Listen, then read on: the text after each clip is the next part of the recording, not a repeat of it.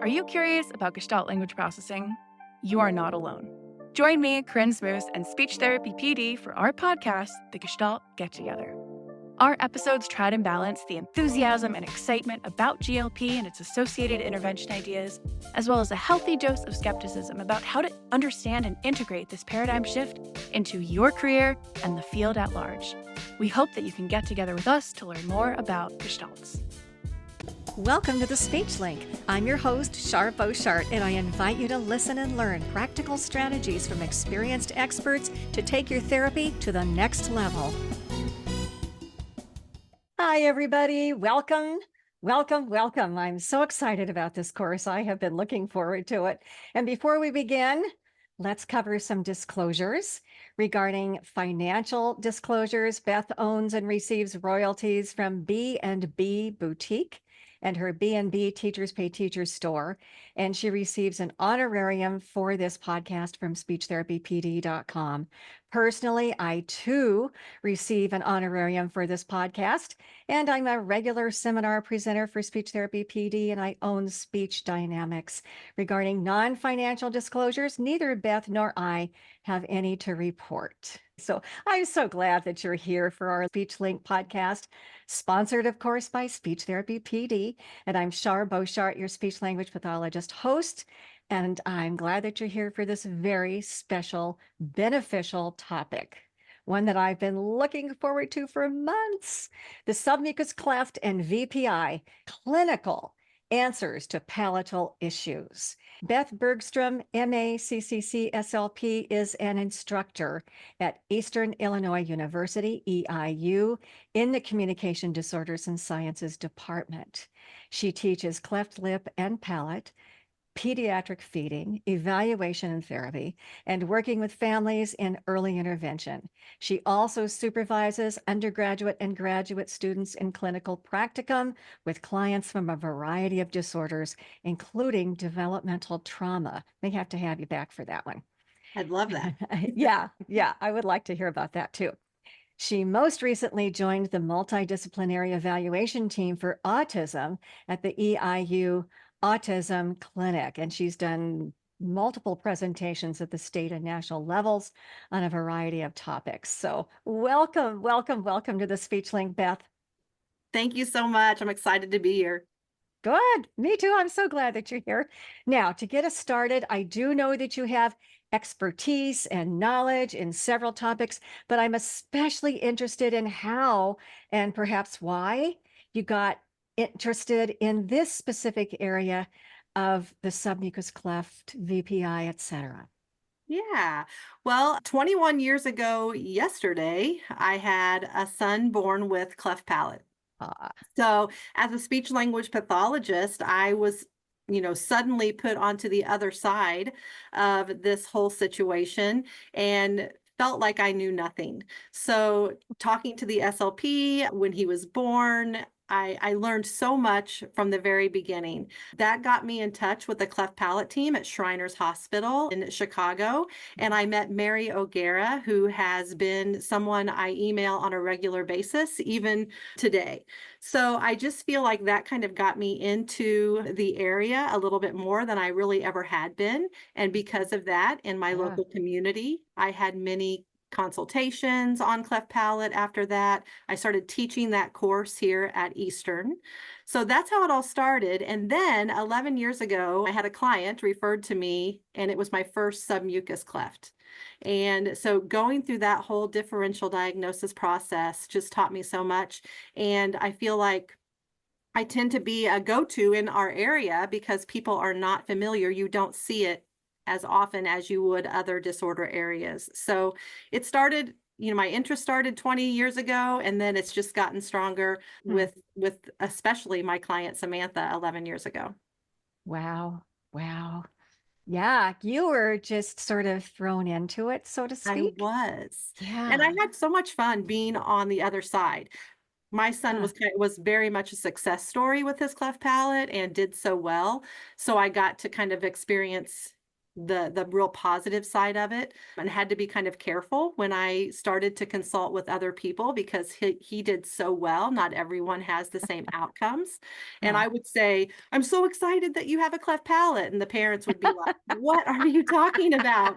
So I had Yeah. to kind of temper that. Yeah. But I love being a resource for that in our area.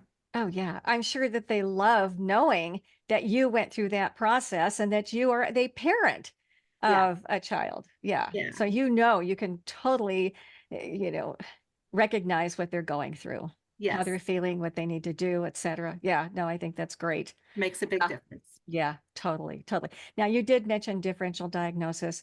I mean, a comprehensive oral exam is like so important. And I think that it would be extremely important to know the differential, I'm going to say definition and information that we need to know so that we can appropriately diagnose a submucous cleft from other speech sound issues. So, Yeah. what do we need to do? Well, first I'll just start by telling you, what the submucous cleft is compared to a cleft palate. Okay. A cleft palate, you would look in their mouth and recognize an opening, either in the hard palate or the soft palate. If you looked in someone who had a submucous cleft's mouth, you're not going to see any kind of opening. It's a hidden cleft. It's on the underlying surface of the mucous membrane, so you're not going to see it. However, there are some what we call stigmata for a submucous cleft that you can see in an oral mech exam. So if you hear hypernasal speech, if you see in a case history report that there are red flags for feeding difficulties, nasal Right. regurgitation, hypernasal speech, or crying, then you're going to want to do that oral mech. And the things you would be looking for are that uvula, if it is notched, hypotrophic, kind of sucked up and off to one side, or if it's bifid, that is an indicator of submucous cleft. So Okay. if I looked in their mouth and I saw that their uvula wasn't typically midline and hanging down and looking like most people's uvula, I would suspect maybe if they had hypernasal speech that I might be looking at a submucous cleft. Two other indicators are kind of a bluish line down the middle of the palate, and also you can palpate a bony notch at the back of the palate. Both of those things are telling me that the muscles in the soft palate are not inserted correctly. The muscles for moving the velum, for the posterior pharyngeal wall, for the lateral pharyngeal wall, and even the eustachian tube are housed in the soft palate. So if there is a hole in the soft palate on the underlying side, you're going to be able to kind of detect that by looking for the bluish line or seeing some bony notch or feeling that. So if I do an oral mech and I see those things and I have a history of hypernasal speech, I'm probably going to refer them to a craniofacial cleft palate team to be diagnosed with submucous cleft. Okay. And I have heard about most of those. I've often wondered, like with the bifid uvula, because, sometimes there's no hypernasality with that. Does that mean that perhaps they were this close to developing some kind of a cleft That's so funny. somewhere along the line? I think so. I mean, a submucous cleft is kind of a severity level or a continuum of cleft palate. So, it's all under that cleft palate umbrella, and submucous cleft is kind of on the low end of that. So it means that during development, the palate did not fuse and or the muscles did not fuse correctly. So I think if there is a notch in the uvula, it could indicate that maybe, there was some defect in development. However, it did not turn into a submucous cleft or a cleft palate. Yeah, I think it could indicate that for sure. And just because you see a bifid uvula, because actually I always have my classes of like 30, 34 grad students do oral mechs on each other, and we almost always have one person with some kind of strange looking uvula. It doesn't mean they have a submucous cleft just because they have that indicator. It's just that. It's just an indicator that it could be. And you may only have one of those 3 stigmata and still have the submucous cleft. So it's just something you want to be aware of and something you want to look at and compare that to the perceptual assessment that you're doing for hypernasal speech. Okay. When talking with the parent and you mentioned red flags, and obviously the nasal, is it the regurgitation or whatever, and so on, and obviously hearing that hypernasality and speech and so on. Are there other things? And would you say that there's some genetic piece to this? Yeah, Ever? yes, there are different reasons for cleft palate, and genetics is one of the causes, one of the etiologies for that, but there are other etiologies for submucous cleft and cleft palate, like syndromes or mechanical interference, which my son was a mechanical interference called Pierre-Robin. So he was predisposed to a recessed chin, which caused his tongue to be recessed and to lay up as he was in utero. And it kept the tongue from coming together, or kept the palate from coming together. So mechanical interference, a sequence of events called Pierre-Robin sequence. Yes. Okay. Yeah. Okay. So genetics could be one, but if I was going to look at a case history, if I heard hypernasal speech, I would ask myself, am I always hearing it, or is it inconsistent? Yeah. If I'm always hearing it, then I'm going to continue to look for more red flags. Ear infections, a lot of ear infections, which so many kids have ear infections. Okay, because of the eustachian tube piece? Yes, because one of those muscles that is often not inserted correctly opens and closes the eustachian tube. So often kids with submucous cleft or cleft palate will have tubes put in very early when it's identified. The nasal regurgitation or any feeding problems, really, sometimes building intraoral air pressure for sucking with a nipple, during bottle feeds or breastfeeding, nasal regurgitation, poor intelligibility. When they start talking, another indicator for me personally over the years, you mentioned this is a clinical kind of based discussion. And I have learned that if a child is not making progress, I'm going to go back and revisit their case history. And sometimes I will find a lot of those red flags that I really missed or that we missed as a, SLP along the way. So anytime they're not making progress, any kind of consistent hypernasality, you can sometimes see the nasal emission that kids have. They sometimes will grope. You mentioned differential diagnosis. Submucous cleft is often misdiagnosed as a phonological disorder because they often hear final consonant deletions, but really it's a substitution of like a glottal stop.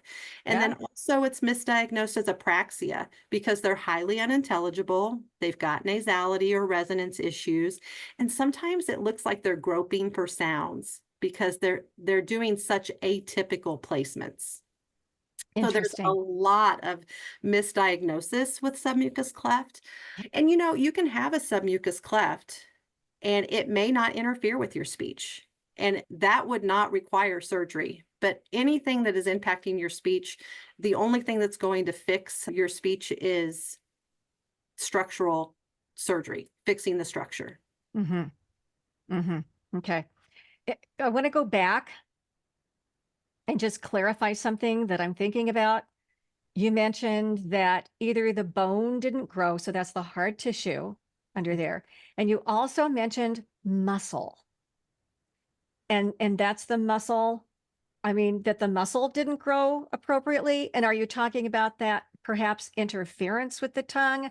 Or is there some other reason why the muscles wouldn't grow appropriately? What's the difference there? Yeah. So the hard palate is the bony part of your palate. And the velum or the soft palate is where those muscles are housed. So if there is a hole in the soft palate, whether it's one you can see or one on the underlying mucous membrane, it's going to interfere with muscle insertion. So those muscles are not going to be matched up perfectly and they're not going to function. I think I mean, in all my years, I have thought of a submucous cleft as being hard tissue oriented. Okay. But as I think about it, yeah, the soft tissue. And is that when we look at that soft palate and say, oh, it's too short? Or what's going on there? That's where we get, where it doesn't close against the pharynx appropriately or consistently. Is that part of what you're talking about, the velopharyngeal closure? Yes, both cleft palate and submucous cleft palate are also described as velopharyngeal insufficiency, meaning insufficient tissue or insufficient length. So you could have just a short velum. You could be born with a short velum and have velopharyngeal insufficiency. You could have a submucous cleft and a short velum. Or you could just have a submucous cleft and a regular length velum. I don't know. Wow. So all of those things would lead to velopharyngeal insufficiency, meaning that you're not getting closure of that velopharyngeal port. And that's why air is escaping through your nose.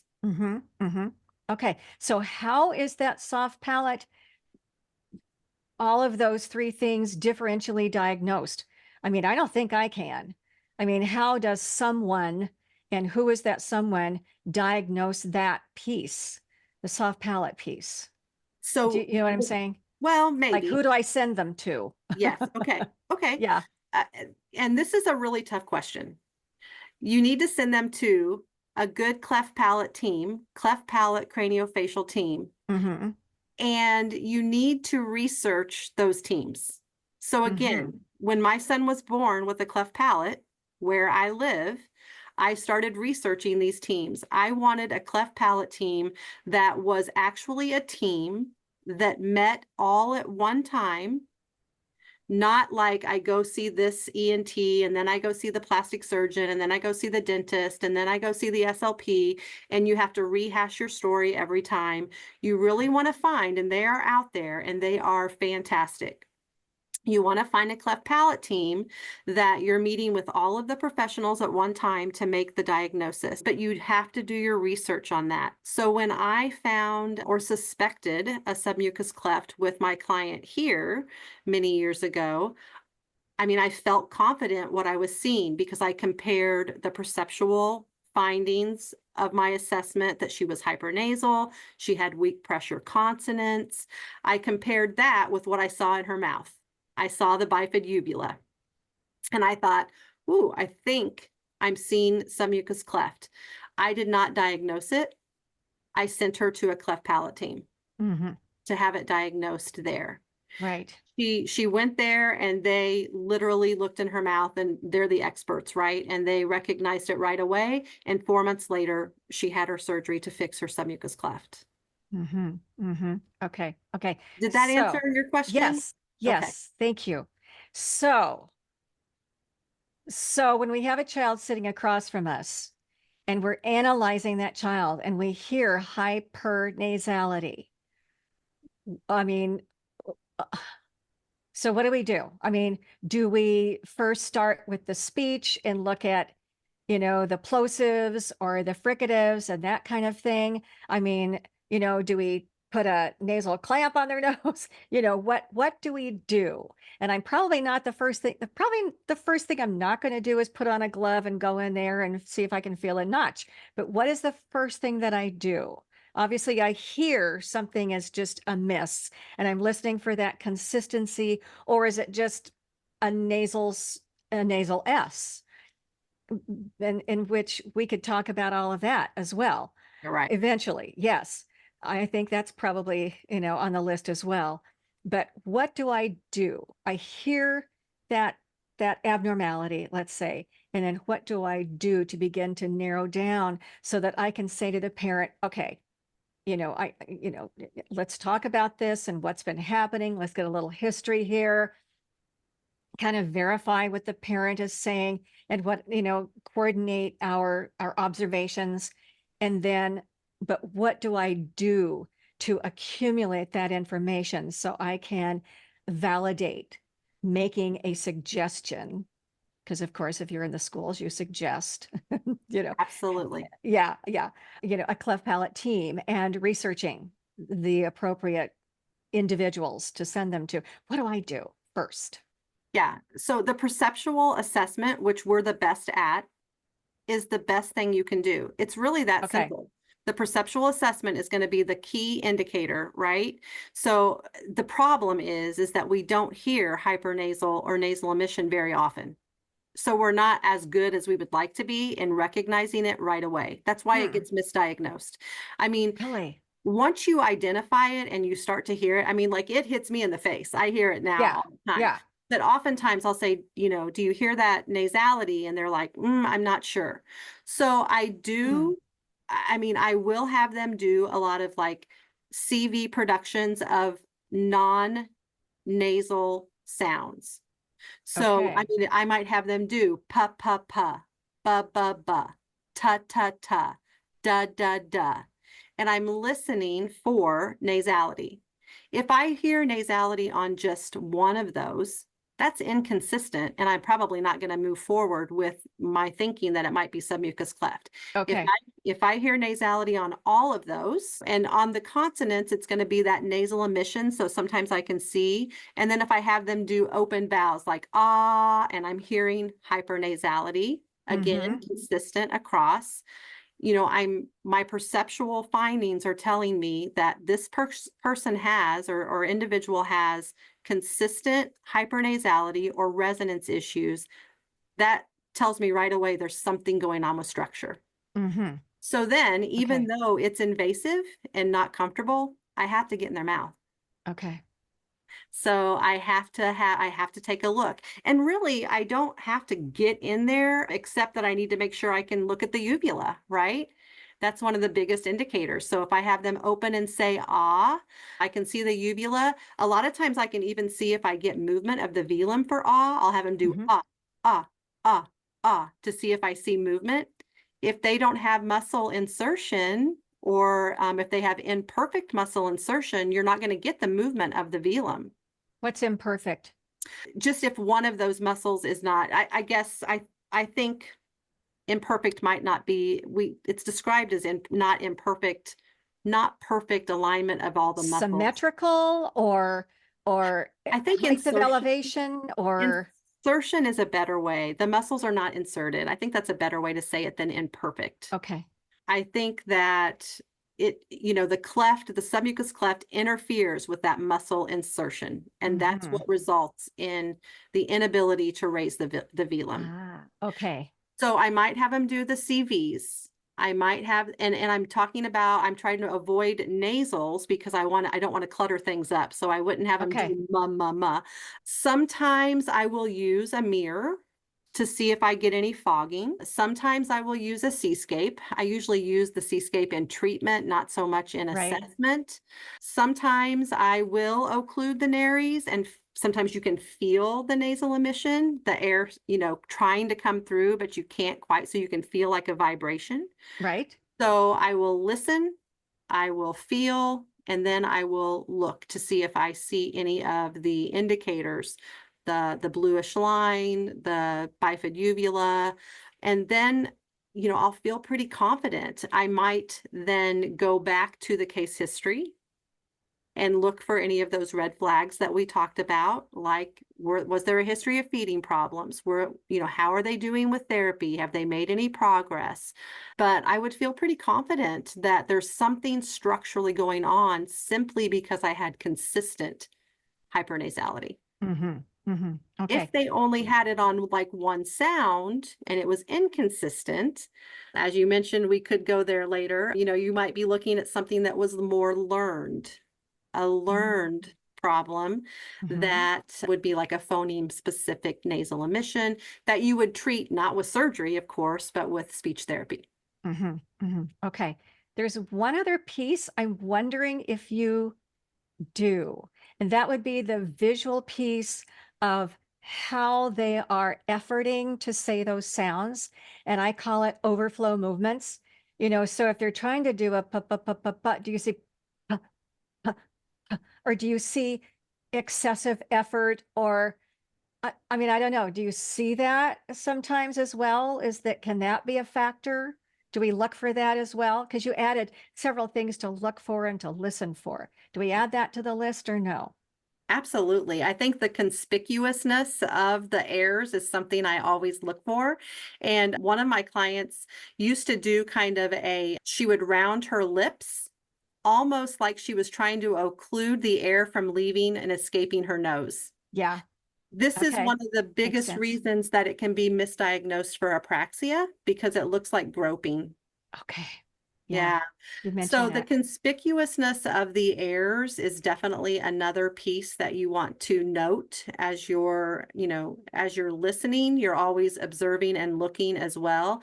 This particular client had some jaw differences that she was using. She Okay. had the lips that kind of came up to kind of block, and it's like she knew that there was something different, and she was trying so hard to make it sound, like everyone else's. Yeah. Yeah, definitely. Okay. Okay. Good. Good. And then here's another one. And I think I learned this in grad school, but I don't know. Maybe I learned it somewhere else or maybe I made it up. I really don't remember. But I learned this somewhere to put like a pin light or a flashlight or something here, turn off the lights and put a pin light or something here and then have them open their mouth. And can we see light coming through, like a specific cleft in the palate? Yes. Is that I ever think done? I mean, it's kind of hokey, but I have never done it. I yeah. definitely think I've never done it. I think that the cleft palate teams do it. And I want to say that at Shriners, one of the very first things they did with this client that I sent there for submucous cleft was they used a light, and they could see, the light coming through. And that was Okay. another indicator. I have never used that here, and I need to learn how. Okay. Okay. I think that would be so interesting. Just, and the kid's going to go like, why are we turning off the lights, Yeah.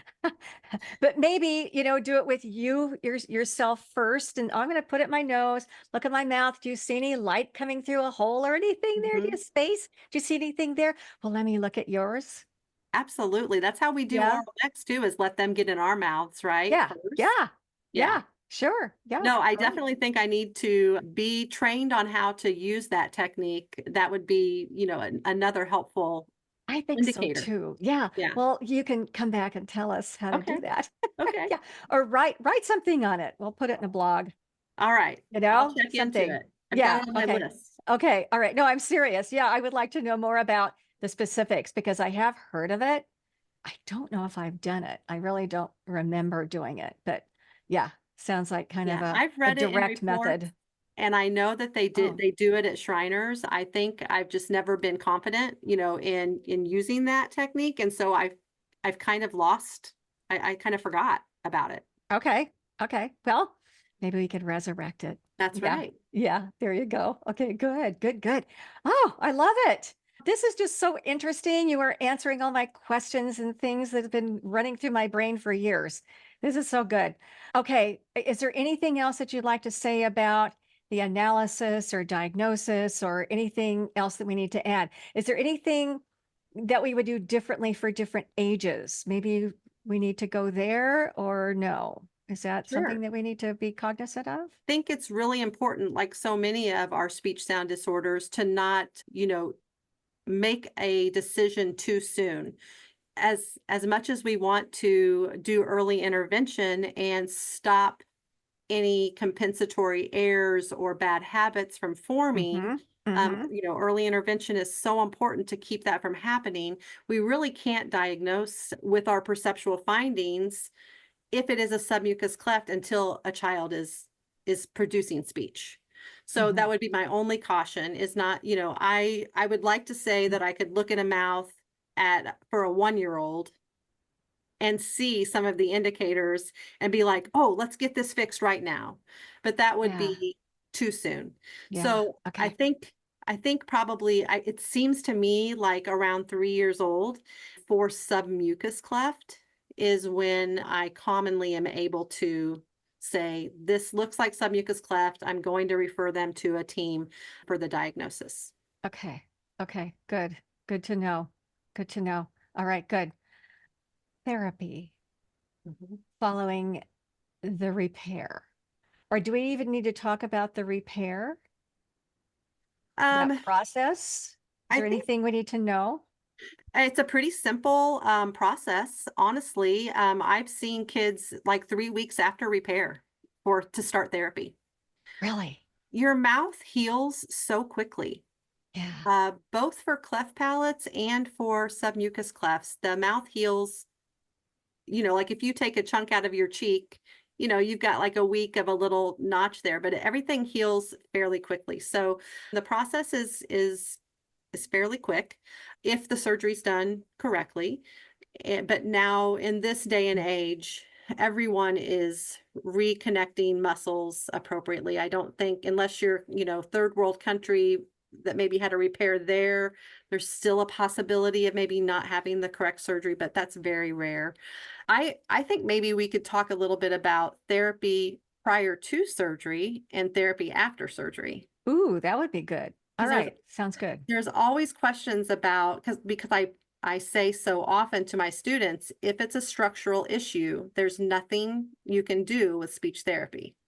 It has to be fixed via surgery or some kind of mechanical obturator or something. You're not going to be able to fix hypernasality if it's a structural issue with speech therapy. So should you be seeing kids prior to a repair of submucous cleft? Mhm. And if possible, I think it makes all the sense in the world to see them for a short time before, to target things like education for parents, because the hardest thing to fix after surgery are those bad habits or those compensatory placement errors. Okay. But if you could avoid those from ever kind of becoming a thing, you might not even need surgery, or you might not even need therapy after surgery.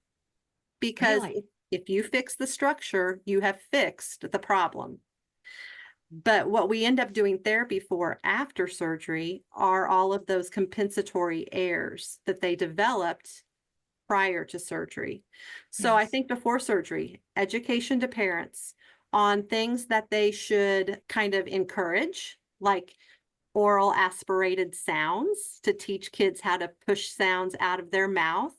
And I don't mean like pushing exercises. I just mean making awareness of sound coming from your mouth. Even little kids learning the difference between a nose sound and a mouth sound, so that when you start therapy after, it's much easier to kind of target those things.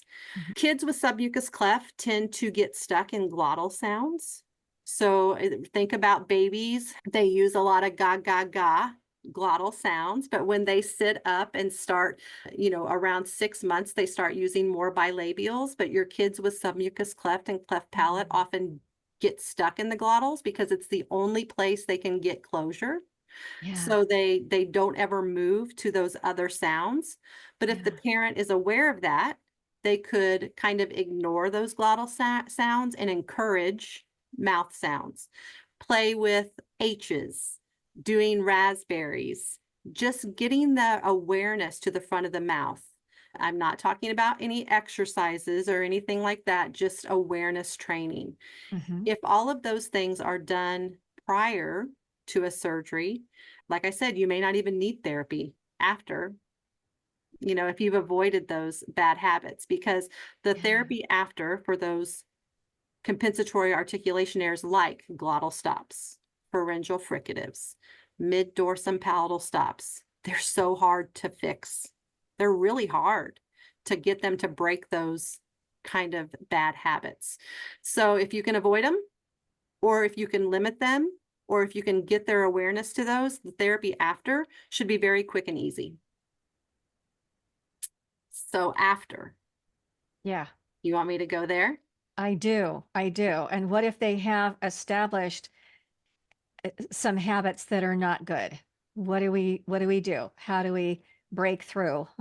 Yeah. Yeah. So there is kind of a sequence of targets, a protocol for Okay. for cleft palate speech and submucous cleft. Just as we have the developmental kind of guideline for articulation, there's a different one for cleft palate and submucous cleft. So the very first thing that you would want to do with a child if they have glottal stops is eliminate glottal stops.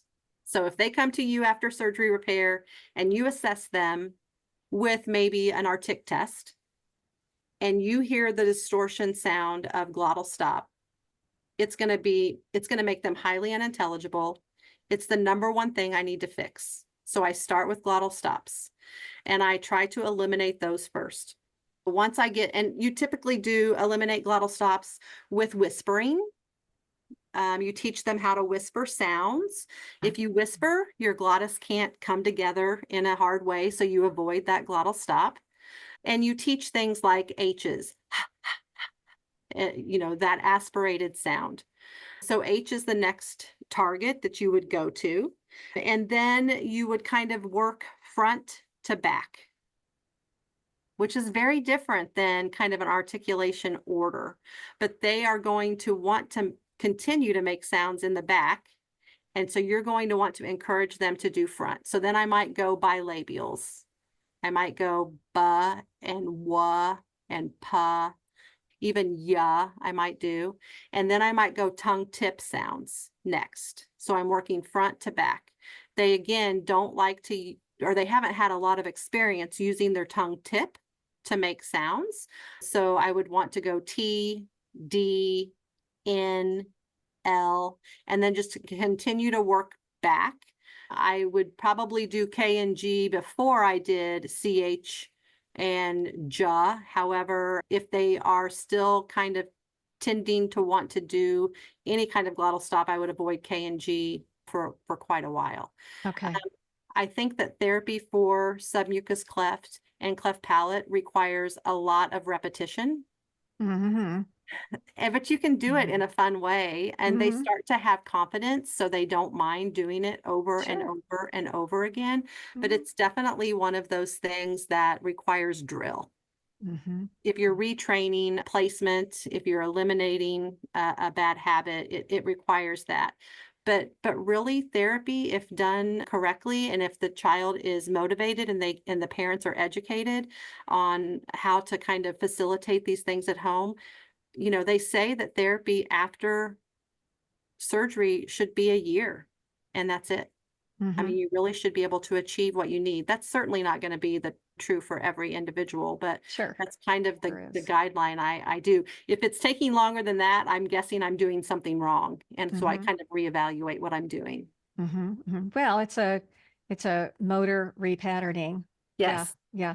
Now, I'm wondering, like you mentioned, maybe starting with an H kind of thing, which is obviously, not voiced. What about vowels? Do you ever use vowels, like just to say, hey, and as far as recognizing how great it sounds, maybe you do a hypernasal vowel as compared to a more oral oriented vowel so that they could hear the difference and you compare, and so they can, do you ever use vowels in any way, or do they need to work on vowels? Again, with those vowels, you're hoping are kind of the problem is fixed after surgery. You're kind of hoping that's the case. However, they often will have residual hypernasality on those vowels. And that's a tough one to kind of get them to recognize. But definitely, I love the idea of playing with, a he versus a ha, or a high vowel versus a low vowel. Yeah. So they can kind of understand the difference between those. And I think initially, a lot of it is them kind of hearing. Did you think that sounded like it was coming through my nose or through my mouth? So there's just a lot of awareness training that comes in with that as well. Sure. Yeah. Sure. Yeah. Yeah. And especially if you're working with young ones, they're more focused. And I'm going to say probably a lot of the clients that we work with, even in elementary, are focused on the intent and the meaning of what they're saying rather than the speech and how they're saying it. Yes. So yeah, that awareness piece I think would be really, really important to do. Yeah. And you can start that before, which is sometimes helpful. One of There my you go. very favorite things about therapy is the creativity of, okay, so if I start with H's and that's all I have, H's plus vowels, what sounds can kids say, with H's? Now they also will have M's for they can do a nasal sound. So then I can say, hi, mom. And that's a very functional word. And how Yeah. exciting for them to finally have. Um, Yeah. we do things like, no way, oh man. And so then once we get a T, we might add that to the list and try to make real functional phrases. One of the things Yeah. that I have Good. to teach parents right away is to avoid one of kids' very favorite words, which is O. O is a glottal stop. Ooh, yeah. And so, Yeah. and you can put Oh, your hand on your neck oh, and feel that. feel that. Yeah. Yeah. So we try to avoid all of those sounds. So we have to find a different way to kind of express that. Oh, so we do a lot of, oh man, oh no, those kinds of sounds. And I have so Makes much sense. fun trying to come up with functional phrases that are appropriate and fun for play. Mm-hmm. Oh, I like that. Yeah. Yeah, that's very practical. That makes total sense. Probably something I wouldn't have thought of, You but I probably do like it, that. you probably do it instinctually, actually. Well, I don't know. I don't know. Yeah, maybe. Let's hope. Good, good, good. Yeah.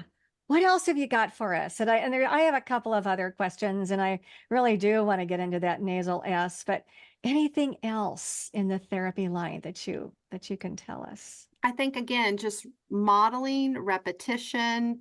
I think homework. Again, they need to use it outside, whatever you're teaching. They can't just do it in our therapy room. They need to do it Right. at home with parents. That's with So we do everybody. it, we do it exactly for all Yeah. of our disorders. I really encourage a lot of homework with parents so that they understand what we're doing and why. I think moving to phrases as quickly as possible, again, for that motivation aspect, and it's meaningful versus just saying sounds over and over. I think those are Right. really important. At any time along the way, if they start to kind of revert back to any of those compensatory misarticulations, you need to kind of stop and address that immediately.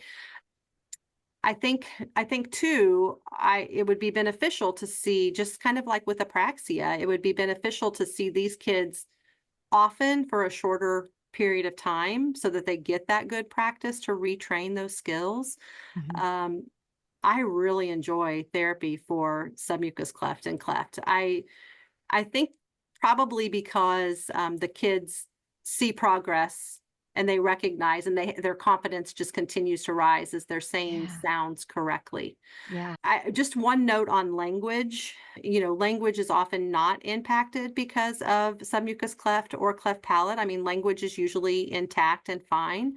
However, they may have less variety of vocabulary because they might avoid certain words. You want to kind of Okay. be aware of that in your therapy and make sure that you're kind of monitoring language.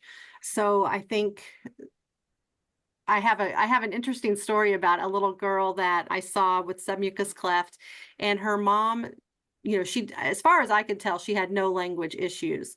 But her mom one day said to me, I hear her using a word for people's names. Like she even says it to me. She'll call me Bawa. And I'm like, Bella? And she's like, no, Bawa. And she would call every person, yeah, she would call every person in a book Bawa, every person in a story Bawa. So we decided to assess it to see what the heck was going on with it. And we Yeah. had her read a story. We named the girl in the story Amy, I don't know, something. Okay. And we said to her, what's the girl's name? And she said, Amy. And we said, okay, read the story. And so she made up her own story. She said, she's at the store and Bawa bought bananas. And then Bawa went to, and we said, whoa, whoa, now wait a minute, what's the girl's name? And she said, Amy. And we said, okay, well, did you hear yourself say Bawa? And the only thing we could determine, this went on for several weeks where we corrected this. The only thing that we could think is that for so long, she had trouble with names. And so she just decided in her head that she was going to come up with a bilabial, B and W, bow, something that she could do. She was going to just give everyone that name. So that was a language issue that honestly, mom pointed out. I didn't even notice it. So listen to parents. They know their kids better than you do. And True. that was so interesting, and we fixed it. But she would watch the video. We'd record her doing the story, and we'd say, "Now listen, do you hear it?" And she's like, "I didn't say that." And we'd say, "Listen." And then she'd be like, "Why did I do that?" We're like, "We don't know. We don't know." She couldn't explain it. She was probably 5 at the time. Yeah. Wow. Isn't that interesting? It was so interesting. Yes. Wow. It was very ingrained in her, though. Yeah. Yeah. Yeah. Wow. Wow. Another one of those habits that was but Yeah. once we recognized it, we were able to correct it, thanks to mom. Yeah. Yeah. Oh, good. Yeah. And I was going to ask you if you did, videos or audios and how that works out. We do both, mostly videos now, for assessment and for therapy. And we use a lot of iPads. We make kids movie stars and have them watch back for like, self-evaluation. It seems to be the best because, again, like you mentioned, it's so ingrained in them. They don't even recognize that they're doing it incorrectly. But when they watch it and we've taught them to listen, then they recognize it, and it makes a big difference. Mm-hmm. So self-evaluation is a big part of our therapy, especially when you start to get to the carryover and generalization stage. Oh, yeah, definitely. Definitely. And that self-monitoring piece is really important. Yeah. And it helps to do it with videos first. I think so. It's really helped us. Yeah. We Yeah. do a Yeah. lot of repetitive line books as well at that level, at that carryover level, because the expectation is so clear for what we want them to kind of say. But, those get into just by the time they're at that level, you're really thinking about your best practice for articulation, carryover, generalization. It's not much different at that point. Okay. Okay. Ooh, good. Oh, this is so good. All right, good. All right, let's talk nasal S. And I've heard it called the nasal snort. Yeah, and I've even no, I've never had an individual like this, but in a seminar they asked me about a nasal a nasal But let's talk about the nasal S. Okay, and when you say nasal S, are you talking about a phoneme specific sound that has nasal emission? Yes, ma'am. Okay. Okay, so phoneme specific nasal emission, I guess, could be on any sound. I typically hear it on TH, on F, on S. I don't know that I've ever heard it on R. I haven't either, but I've talked with people that have. Yeah. So the key indicator for that, if I were going to do an RTIC test and I noticed some strange distortion, say on S, let's just stick with S, and they were hypernasal or there was nasal emission, I guess, on that S sound, I would check my other sounds. And if they are not showing nasal emission on those sounds, I know I'm not dealing with structure. I know I'm dealing with a Velo-Pharyngeal mislearning. Mm-hmm. So, we have Velo-Pharyngeal insufficiency, which is a structural problem, but we could also have Velo-Pharyngeal mislearning.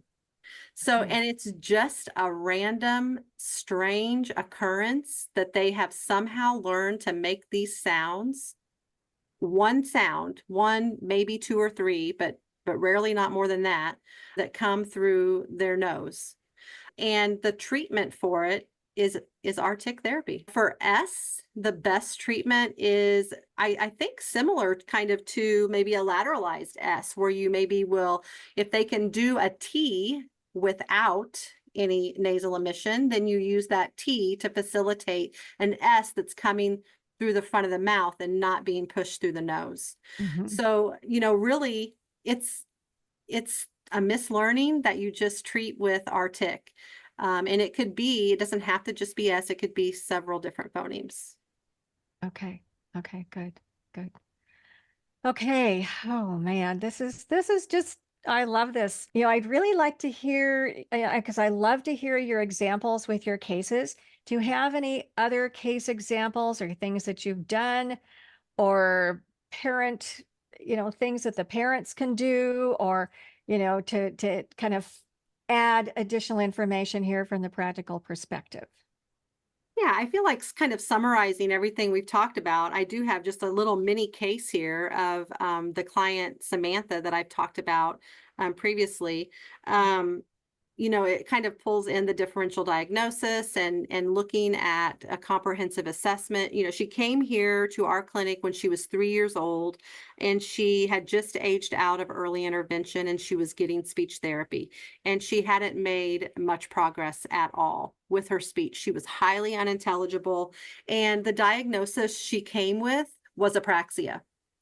And so when she got here, and we started to do our perceptual assessment, she was 3. She was talking a lot, but most everything she said was pretty unintelligible.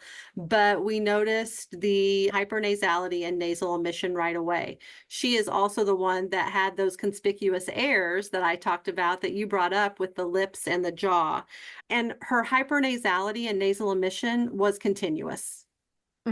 So that quickly, because of the lack of progress and because of the consistent, I knew that I needed to kind of talk to mom about the case history. And mom said in the case history that no one really had paid much attention to. However, it's just you sometimes read those and you don't pay attention to the right things until it's kind of brought to your attention. But right in the case history, mom said she had liquid coming through her nose on almost all feedings. Hello. I know. Yeah. I know. Yeah. So then that was another indicator. I did the oral exam with her, saw the notch in the bifid uvula, or that we were having something there. So I instantly knew. Did you see it or did you feel it or both? I just saw it. She did not have the bluish line, the zona pellucida. She did not have the blue line, and I did not palpate any notch. I only saw for her the bifid uvula. Okay. You know what? Let me ask you before you go on, hold that thought where you're at with this little girl. A fistula, and I've seen the bumps on the roof of the mouth. Is that anything that's related to what we're talking about, or is that a whole separate thing? A fistula results, it's a hole that kind of occurs after surgery, after a cleft palate surgery. So am I using the wrong term? It's the bumps, like it can be like this big on the roof of the mouth, and I've seen it underneath as well. Not a hole, not a fistula, not a fistula, but just a bony notch. What is that called? I forget the name of it. Yeah. But I've seen it in adults, and it does not impair their speech or their swallowing. They just work around it. Okay. But it's like an overgrowth. It's like when the palate was forming and coming together, it's like, ooh, we get too much material here, and you get just more. Yeah. I mean, it could be again, how you talked about before, a continuation where maybe it was going to turn into something not closing, but it didn't. But fistula connected. Not a fistula. But there's not another that. name. Okay. Okay. And another thing, since I've interrupted you here, do you ever see the nares flaring? Yes. Okay. So that's another visual we can look for. I see the nose scrunching and I see the nares flaring. Okay. The nasal emission, you can actually see. You can see it. They really scrunch their nose. And definitely if you put, like we mentioned, putting your hands up to the nose, you can feel vibration. You can feel air coming.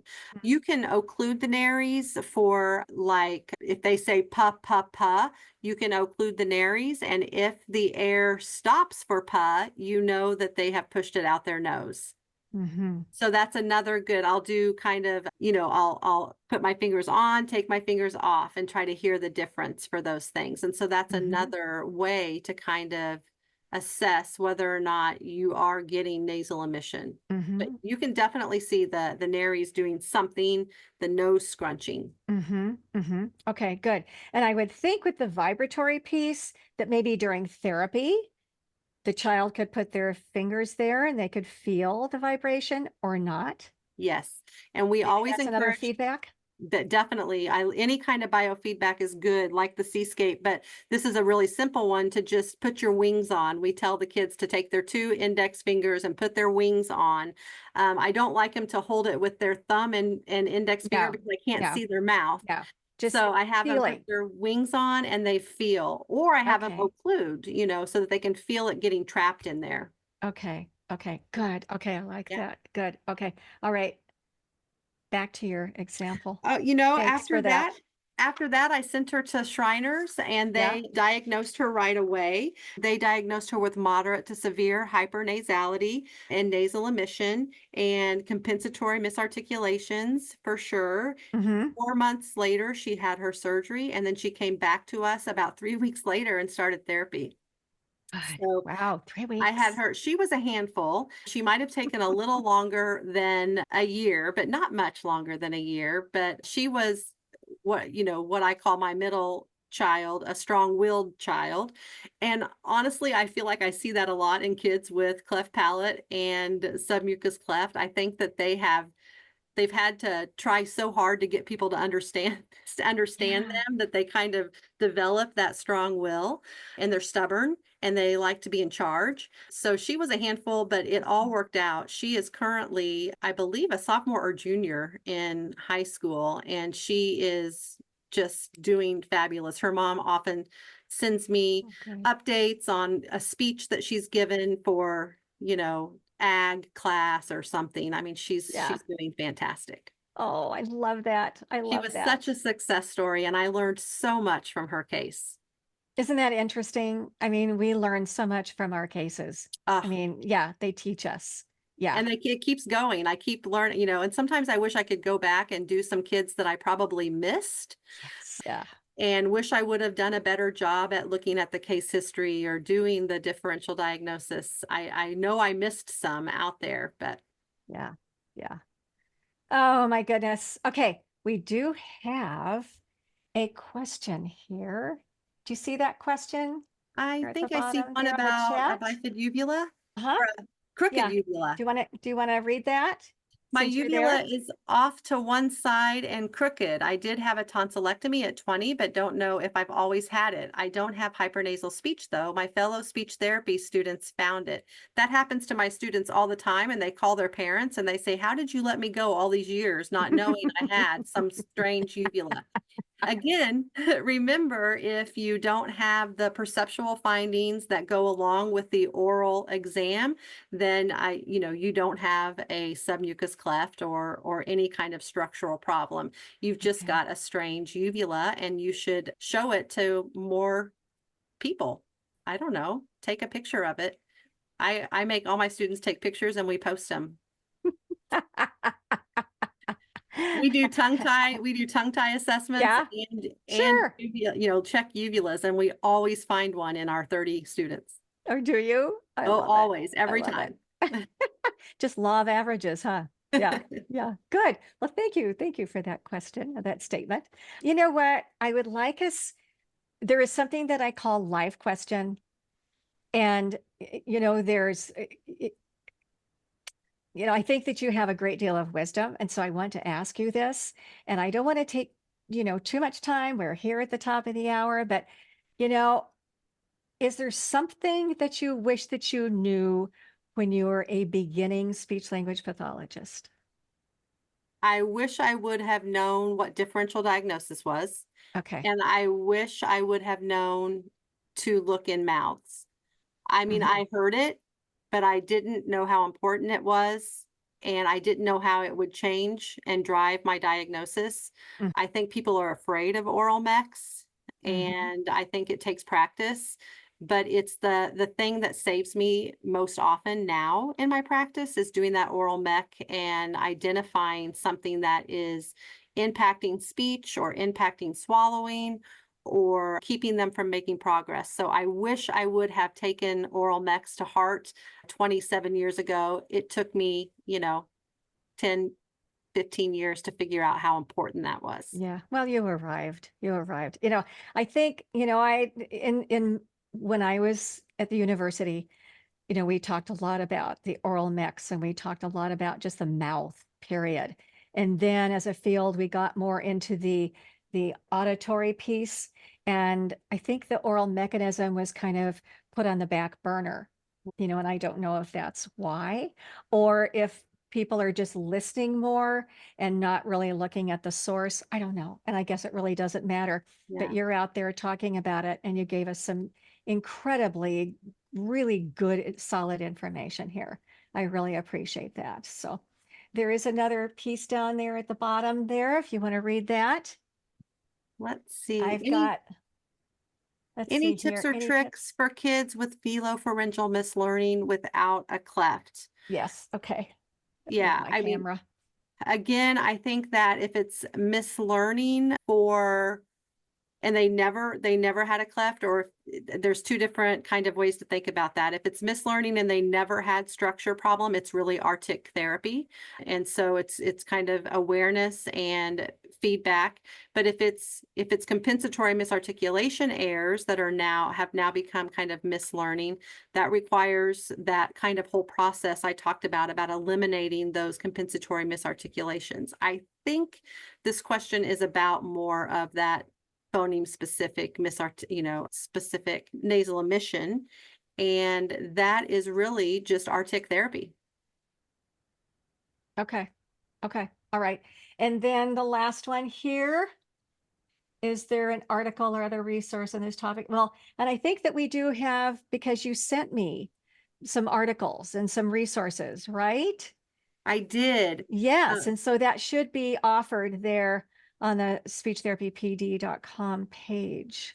My favorite go-to for therapy techniques is by Karen Golding-Kushner, and it is a very simple read that I make all of my students read. It has every therapy technique you can think of with great tips like you're asking for and protocols to follow. I love it. It's called Therapy Techniques for Cleft Palate Speech and Related Disorders, and it is Karen Golding-Kushner, and it is available everywhere, and it's worth the money. It doesn't cost much, actually. I recommend it to everyone.